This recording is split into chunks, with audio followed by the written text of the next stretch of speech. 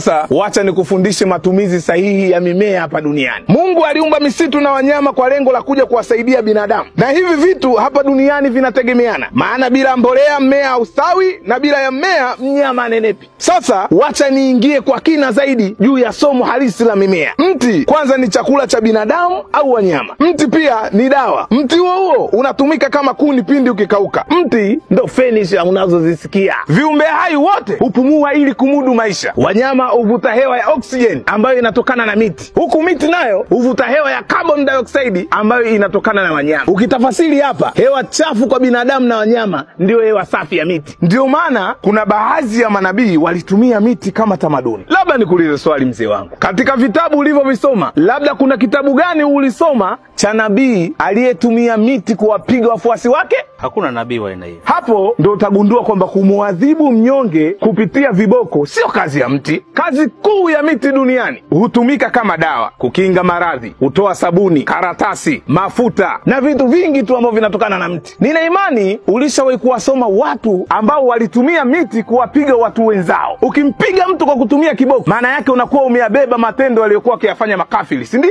Shenzi wewe. Kwa umeamua kunitukana, si ndivyo? La hasha, sikutukani. Ila kiukweli ni kwamba wewe umevaa joho la utakatifu ilo na matendo ya kikafiri. Na nakuhakikishia kama utakufa ukiwa unaumwa, watu watakuzika na ugonjwa wako.